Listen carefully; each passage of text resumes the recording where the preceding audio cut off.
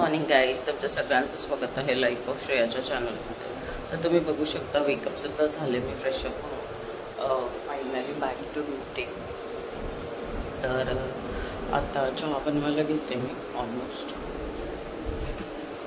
चहा बनवूया आणि कपडेसुद्धा मशीनला लावले.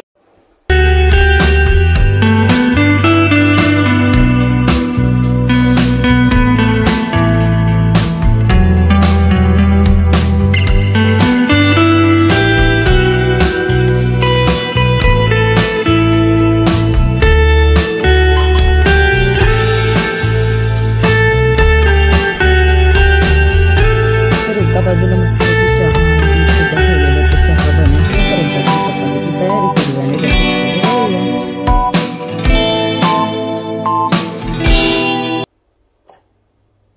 सो इथे तुम्ही बघू शकता मी पीठ घेतलं आहे. त्याच्यामध्ये थोडंसं मीठ आपल्या रिक्वायरमेंट अनुसार टाकायचं आहे. मग त्याच्यानंतर ह्याच्यामध्ये ॲड करायचं आहे थोडंसं तेल, जेणेकरून आपली चपाती मऊ आणि अशी लुसलुशीत होते. तर बघा मी मस्तपैकी तेल टाकलं आहे. थोडंसं टाकायचं आहे, जास्त नाही. आणि आपल्या पाणी म्हणजे जेवढी रिक्वायरमेंट असेल त्याप्रमाणे पाणी टाकून व्यवस्थित पीठ आपलं असं कणिक मळून घ्यायचं आहे. म्हणजे तुम्ही जर असं म्हणजे सगळ्यात आधी हात फिरून घेतला ना, तर जेणेकरून आपल्या पिठामध्ये असं गाठी वगैरे होतात ते होत नाही आणि पीठ सॉफ्ट राहतं आणि व्यवस्थित आपल्याला मळताना त्रास होत नाही आणि झटपट असं पीठ मळलं जातं. सर गाईस, कधी कधी असं वाटतं की फूड प्रोसेसर घ्यावा आणि त्याच्यामध्ये पीठ मळावं, पण असं पण वाटतं की अरे ठीक आहे, फूड प्रोसेसरमध्ये टाइम तर वाचेल, पण आपण असं पीठ मळतो तेव्हा आपल्या हाताची एक्सरसाइज सुद्धा होते, जेणेकरून आपले जे वेन्स असतात ते ओपन होतात हँड्सचे, म्हणजे आपल्या हाताचे. तर कणिक मी मळून घेत आहे व्यवस्थित.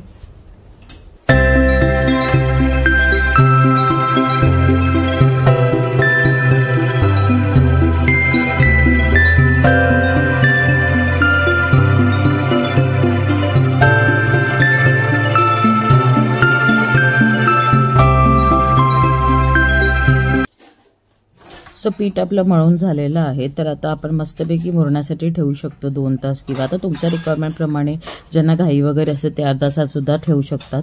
तर ह्याच्यामध्ये आता एक टिप आहे की आपण थोडंसं तेल लावून ठेवायचं आहे पिठाला, जेणेकरून आपलं पीठ व्यवस्थित मऊ राहतं आणि चपात्यासुद्धा सॉफ्ट बनतात. बघा, हे पीठला तेल थोडंसं घ्यायचं आणि पिठाला लावून ठेवायचं आहे.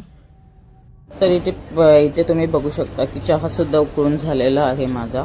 तर आता एका बाजूला मी चपात्या करायला घेते, जेणेकरून तुम्हाला सुद्धा कळेल की चपाती किती मस्त सॉफ्ट बनते. सो चहा सुद्धा रेडी होता आणि त्याचप्रमाणे चपाती बनवायची तयारी चालू केली. मी पोलपाट लाटणं घेतलं, व्यवस्थित आपले पिठाचे गोळे करून व्यवस्थित चपाती आधी व्यवस्थित अशी गोल लाटून घेतली. मग त्याच्यामध्ये मी तेल थोडंसं लावलं. तुम्ही बघू शकता इकडे चपाती कसं असं मस्त लाटली जाते आहे, कारण ते पीठ व्यवस्थित असं मऊ मळलं ना तर चपाती आपली व्यवस्थित फिरते पण. आणि त्याचप्रमाणे मी ह्याच्यामध्ये तेल लावलं आणि थोडंसं. सो त्याचप्रमाणे माझा पराठा सुद्धा रेडी होता. आता मस्तपैकी भाजून घेते, जेणेकरून तुम्हाला सुद्धा कळेल की चपाती कशी मऊ बनते ती. आणि शेवटपर्यंत बघायचं आहे की जेणेकरून तुम्हाला सुद्धा त्या गोष्टीचा फायदा आणि टिप्स मिळाले पाहिजे. तर पूर्ण ब्लॉग बघितल्यानंतर चॅनलला लाईक, शेअर, सबस्क्राईब करायला विसरू नका. तर बघा, आता मस्त चपाती अशी फुगून निघेल.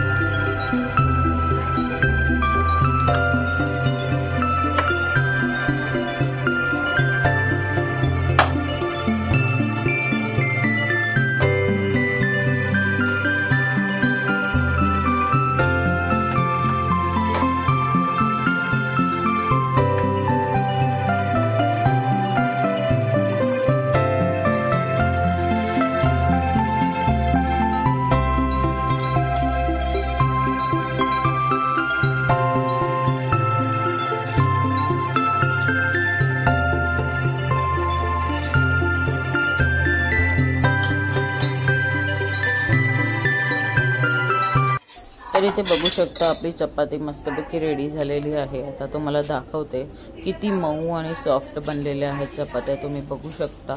तर ब्लॉग आवडला असेल तर चॅनलला लाईक, शेअर, सबस्क्राईब केल्याशिवाय जाऊ नका. बाय, टेक केअर आणि नक्की ट्राय करा.